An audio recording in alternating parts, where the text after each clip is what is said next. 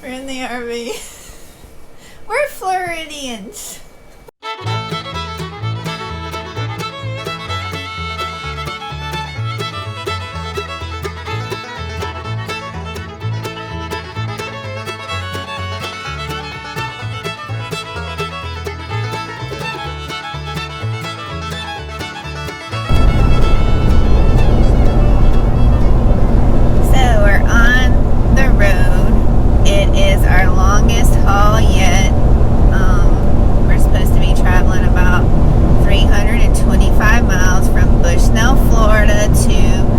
Macon, Georgia, and our goal was to leave at 8 a.m. It is currently 9:21. I'd say we pulled out at what? 9:06. 9:06, 9:07, but we stopped and said bye to the neighbors, so, but still, my original goal was I said, I don't want to be gone later than 9. He wanted to leave at 8. I still didn't think that was possible, and I thought it was a little early, but we'll get better. We're still, getting used to the checklist, and every time we go through the checklist, we're like, well, maybe this needs to be here, and that needs to be there, and we still add stuff, so how are you feeling? Well, the only reason it took us a while, I feel fine. The only reason it took us a while is because the kingpin lock, I think I'm going to have to put a little piece of tape over the, we don't even have tape, but I need to find some tape and put some tape over the lock part, because darn dirt daubers, I'm quite sure they can't make a nest they can go in and out of, but they tried and they jammed it filled with dirt, and so it was impossible. It took at least 15-20 minutes to get the key to where it would work again. So other than that, I think everything's going pretty smoothly so far. Are you serious? There's none? We have to go to the next In 1,000 feet, merge onto I-75 North. We gotta keep going, Johns. Look how many parking spaces they have for cars. Y'all, I have to pee on a banana. That stinks. In fact, why are there trucks parked on the right side? Isn't that for truckers? They're jerks. I'm going to go down a ways. Okay. Since I can. I mean, why are all these cars parked in the long spaces? Because they're just jerks. That's all there is to it. Welcome to Georgia. Thank you. This is a mess. Well, I didn't know. Google didn't let me know it was construction. Please drive to highlighted route. Well, they're going the wrong way.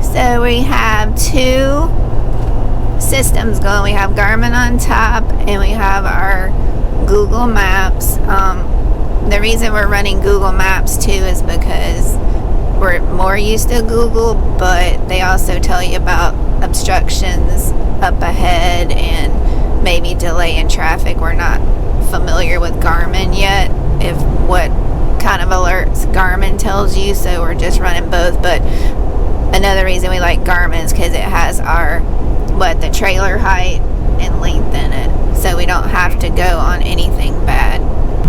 Yeah, why are they parked over on the side? Do I need to go to the right? In a quarter mile, merge onto I-75 North. They're gonna help you get around, because I saw another RV going around. You're going the wrong way and I'm not moving.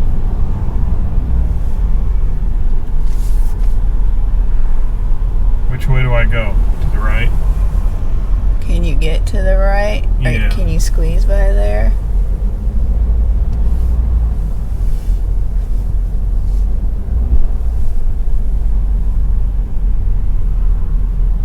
You need a front camera on? Yes, please. That's good. You need to hug the right as much as possible.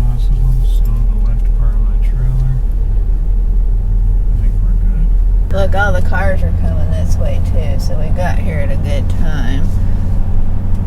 And park closer down on the end.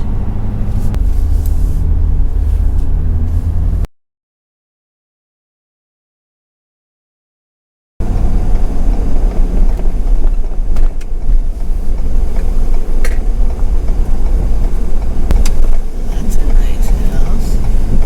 Yeah.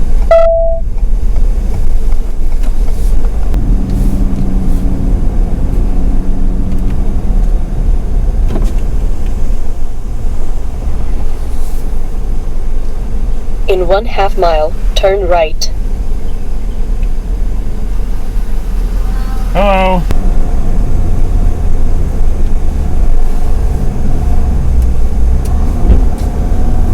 Oh, there's a beach down there. Oh, there's a dump station right there, Matthew. Good. Alright, so keep going, right? Yeah. Arriving at Lake Tobesofkee, Arrowhead Park, on the left. Got over as far left as I could. Well, they're busy here. Alright, not that left. No, you keep going. Well, we can make her left.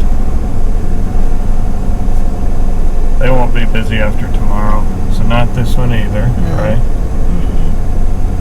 We're going right because we're in site 51. It said 35 through 58 this way. Man, they busy.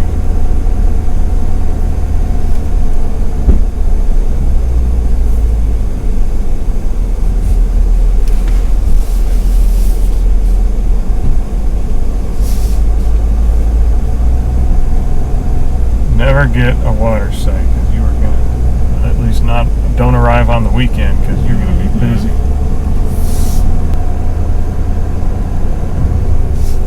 Is that our spot?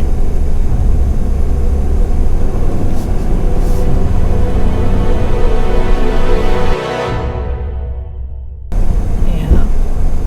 That's it.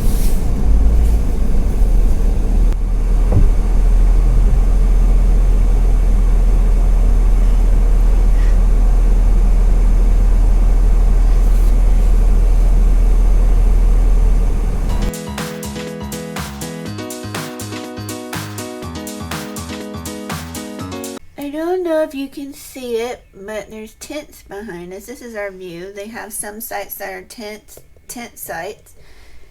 And then down there is more RVs. This is a Sunday morning, so it was really full in here. And then here's a view. This is what we get to look out of. And then there's the main window. And then through our kitchen window, you can see more RVs down through there. And the lake's over there. You can get a glimpse of it through there. Hey y'all, so we're on our way to Camping World. Yep, we have to get a little, I think it's 4 feet long length of drinking water hose. Why do we need that? We'll show you when we get back.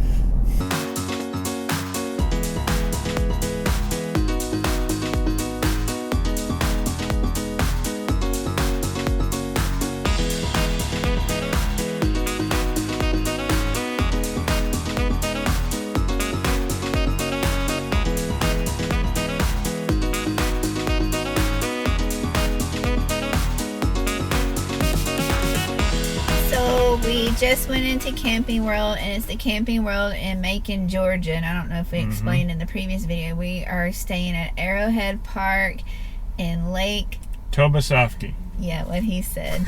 And it was what, 15 minutes to get here? Yeah. Anyways, it's the only place that sold it without having get it shipped, and we're going to be leaving in a few days. And we really needed this, and we think it's something every RVer should need. Should have. Yes, it's an extra drinking water extension, and we'll explain back at the campsite why you're gonna need this, and every RVer should have it. Mm-hmm. Okay, we'll check in with y'all at the campsite.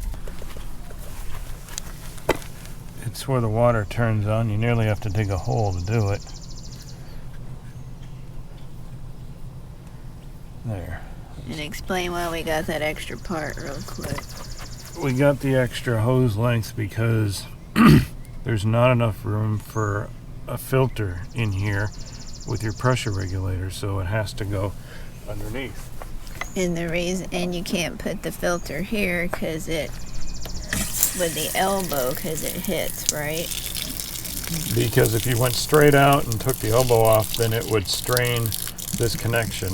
And if you put it under the elbow, it wouldn't fit because it's just too big. Okay. So this is the extension that we got at Camping World. And we got it so it could connect to our elbow, drop down through that hole, and then comes out right here. So you're going to connect the filter to that, and then this hose to the filter. We got the green filter because the blue one had particles of charcoal in it. When you turn it upside down, it just started filling the hose. So instead, we got the green one, which is a solid mass of charcoal that everything has to go through. Okay, so our setup is the spigot is in the ground. So we had to get the extension, as you can see, from Camping World. And then there's our filter. Okay, y'all, so we're standing on the top of the hill. And as you can see straight ahead, it's our reflection. And this is our front yard out the front door, just right across the street. We really enjoyed the views from this place. And then way over there through the top of the trees is Lake... How do you pronounce it? Tobesofkee. Tobesofkee. Close enough. I might have butchered it. So, and this is the Arrowhead Park. They have two parks that you can camp at, Arrowhead and Claystone. So this is Arrowhead, and it's got lots of tree cover and a nice RV spot. So we're just getting used to this Garmin. I mean, it's the second time to use it. And she's like, oh, I-75's closed. No, it ain't. It's like a major interstate. Like, where are we supposed to go when it's closed? Anyways, today is travel day. Yay. Move day. So we're headed to at least the good old state of Tennessee. We'll see if we wind up staying there the night or just feel like traveling a little further. We'll see. Who knows?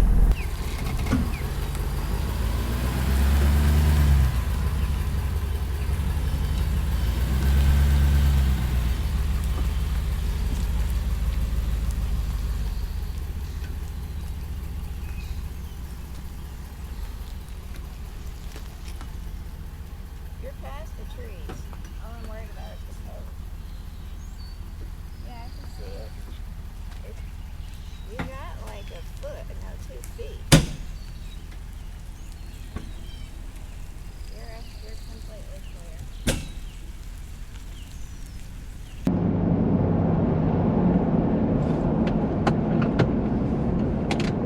Welcome to Atlanta.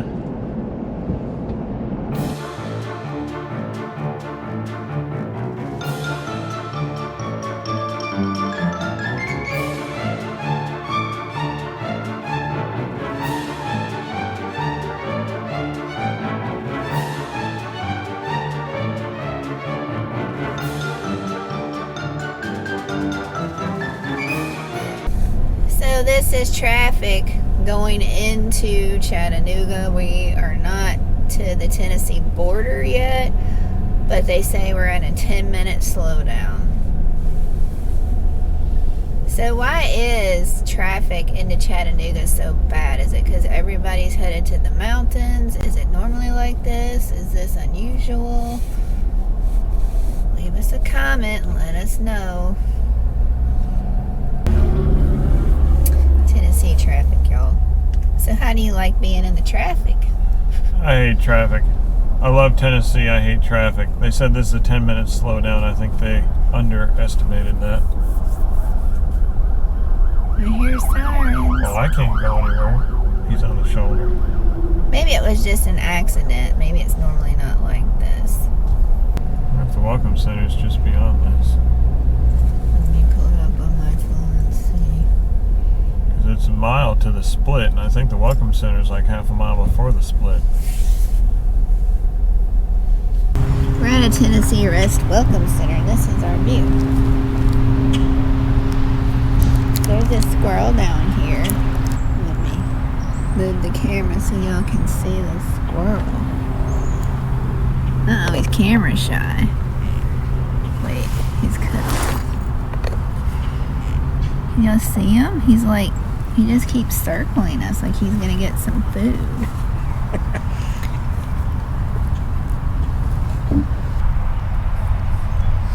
This is our little friend. He's a little moocher.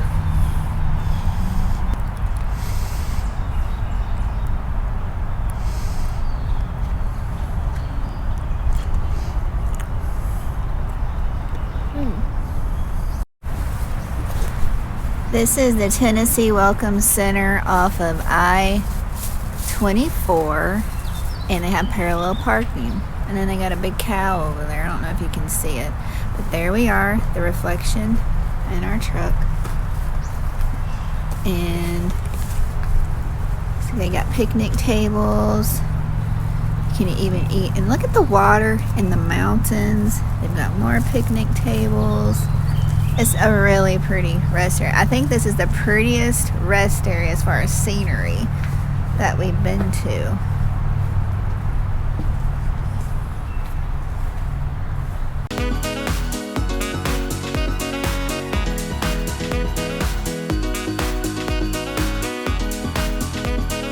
So we're at the Cracker Barrel in White House, Tennessee.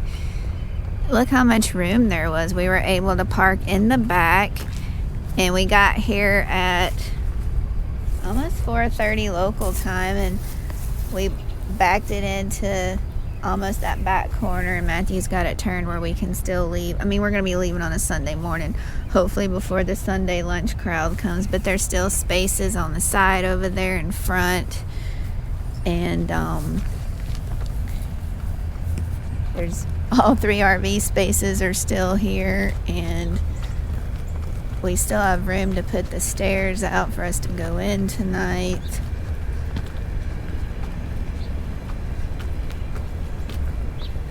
We still have room behind us. And then on this side, on the curb side, instead of the campsite, we put the bedroom slide on this so we could open the bedroom slide and the kitchen slide so we can move about in the RV. A lot of birds did horrible things up here. When are you going to clean it? I'll let the rain clean it for now. Good morning, BDR community. I come to you from, let's see where we are. Cracker Barrel. This is our first cracker docking experience. You can see there's a van lifer there, and there's another travel trailer there. The travel trailer came after dark. There's the dark horse. Let me shut the door here. So, this is a pretty good location. Usually Cracker Barrels are like 100 feet off the interstate. But you can see right up there, I believe, is the interstate. And it's not very busy, and it's not that close, so it was pretty quiet. This is a very large parking lot. We had no trouble getting in here. We got to play around with parallel parking. There goes the van lifer.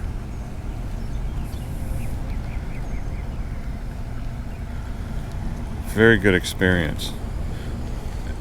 And I have to say, do your research. Do your own research. We used RV Parky, and RV Parky is a great service, by the way. You should try it. However, on RV Parky it says, at least as of this filming, that this is not allowed for overnight parking at this location. But when I called the Cracker Barrel and when I went inside, both times, I said, oh yeah, you can even stay the whole night. We don't care, just so long as you're in the very back.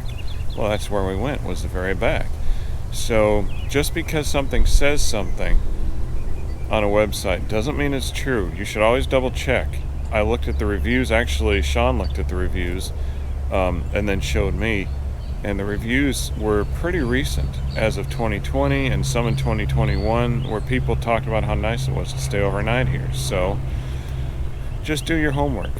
You may be surprised. Now, a lot of times if people say you can't stay there, you probably can't, but that doesn't mean you shouldn't do your own homework. Ask a question. Doesn't hurt. Here we are in the back.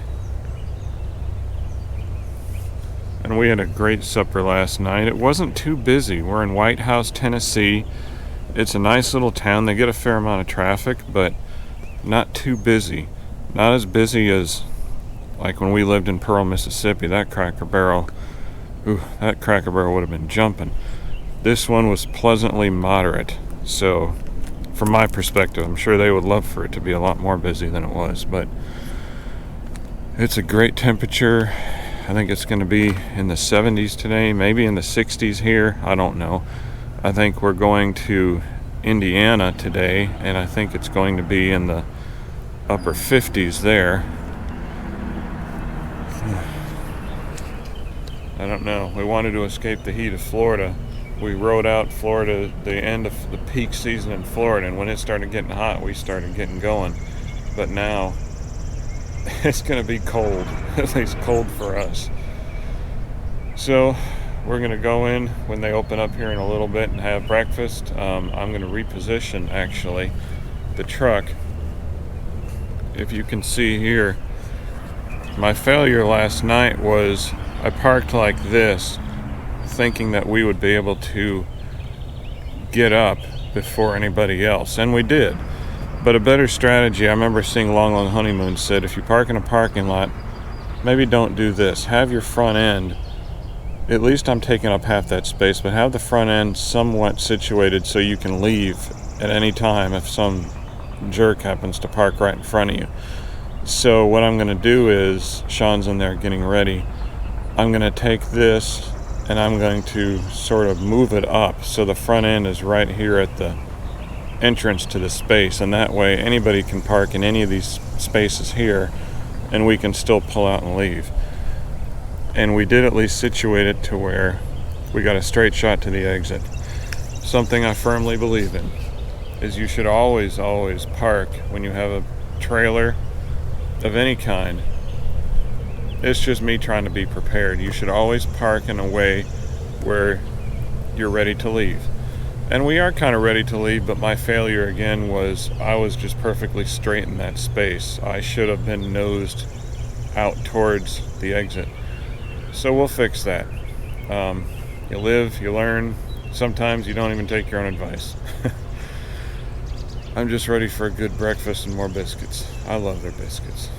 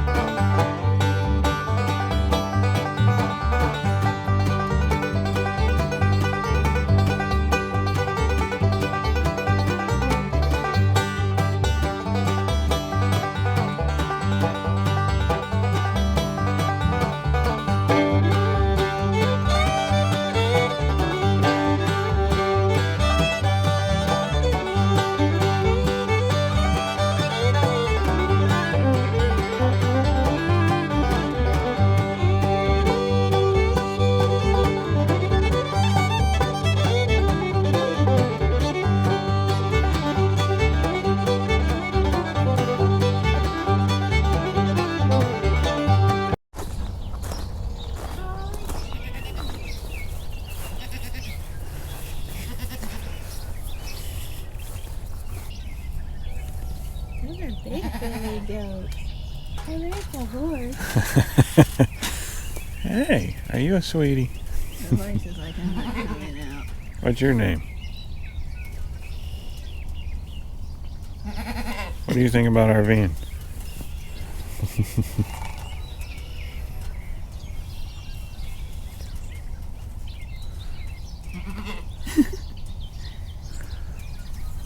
If you turn around, there's our back window, so that was our view that we had. Billy goat.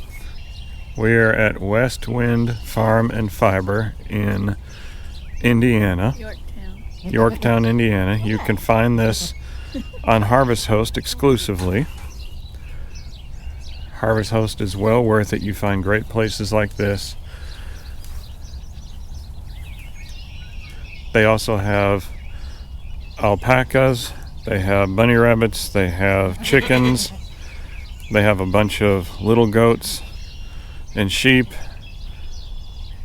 and there are some wonderful people, and they have homemade crafts from wool and other things they harvest here exclusively through Harvest Host.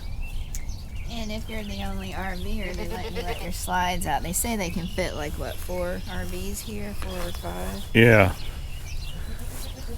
we have a 36 footer and we fit just fine. We were the only ones here. We could have maneuvered better tighter if we had to.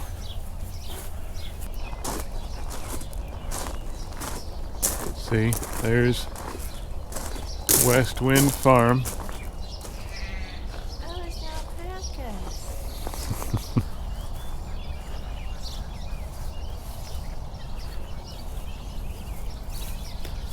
Hello.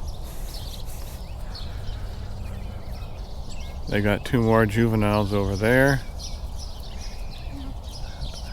Another adult and some goats in here. I don't see the little lambs, but they do have plenty of lambs. They're probably in the barn.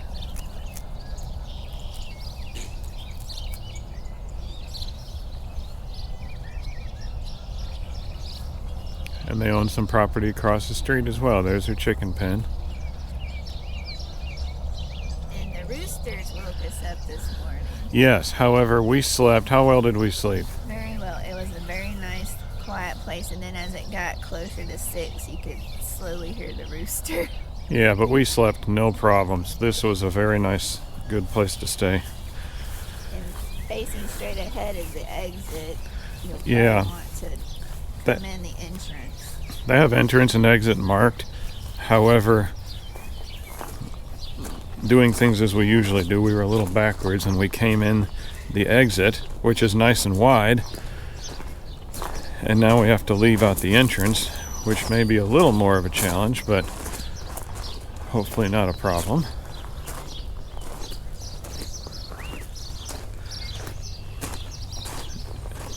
And you get the feel that you're way out there, but it's a very convenient location. I need to be careful because these people go flying down this road. This is literally farm town. Uh-huh.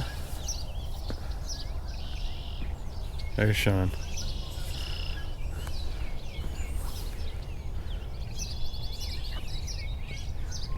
This is some of their land across the street.